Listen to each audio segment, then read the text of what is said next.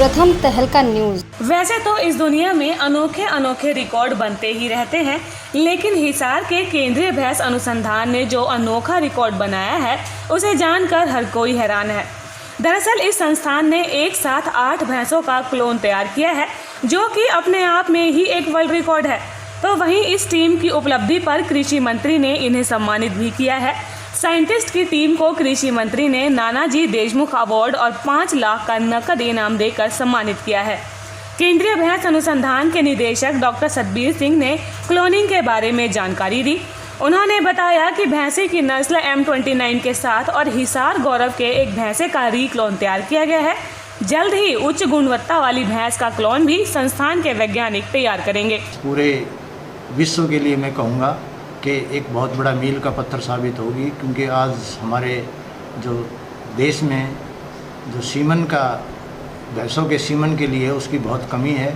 करीब 1200 उत्तम नस्ल के सांड उपलब्ध हैं देश में और करीब 7 करोड़ टीके जो हैं 7 ये हमारे पास उपलब्ध हैं। परंतु अगर हम देखें तो 2024-25 तक ही हमें 5600 इसके सांडों की ज़रूरत पड़ेगी और 14 करोड़ 15 करोड़ के करीब हमें टीकों की ज़रूरत पड़ेगी, जिसके लिए क्लोनिंग एक बहुत ही अच्छा माध्यम है कि ये जो बहुत कम समय में अच्छे उत्तम नस्ल के सांड तैयार किए जाए।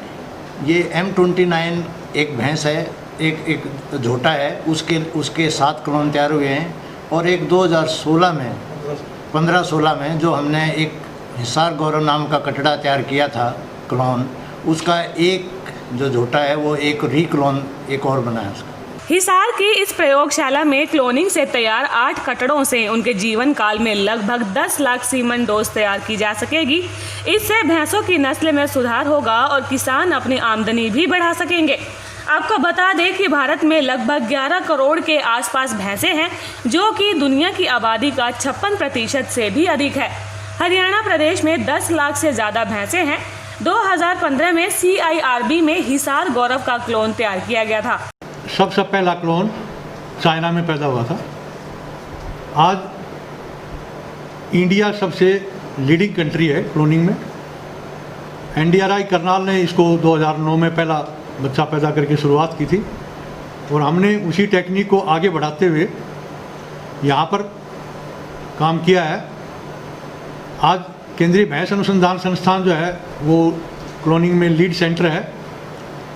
वहाँ भी काफ़ी बच्चे हैं अभी जिनके सीमन प्रोड्यूस कर रहे हैं। बुल्स भी हैं और फीमेल्स भी हैं जो दूध भी दे रही हैं। यहाँ पर हमारे पास जो प्रोजेक्ट है अभी वो मेल पर है, इसलिए हमने 2015 में भी हमारा मेल आया था और 2017 में आसामीज बफलो का क्लोन पैदा किया था। इस बार जो है इस नए प्रोजेक्ट में हमने 8 क्लोन पैदा किए हैं। और क्लोन पैदा होना जो पेट में जो बच्चा रहता है वो टाइम लगभग बराबर है, तो 11 महीने लगभग 305 दिन से 320 दिन के बीच में लगभग बच्चे पैदा होते हैं। तो 1 साल तो लगभग उसी में लग जाती है। जो बच्चा हम लेबोरेटरी में तैयार करते हैं उसमें हमें 8 दिन लगते हैं। 8 दिन में हमारा बच्चा उस स्टेज पर आ जाता है कि जिसको हम वापस भैंस में प्रत्यारोपित कर सकते हैं। दुनिया में ऐसा पहली बार हुआ है जब एक भैंसे से ही 7 क्लोन कटड़े और एक पहले से ही क्लोन किए गए एक भैंसे से री क्लोन करके एक कटड़ा तैयार किया गया हो।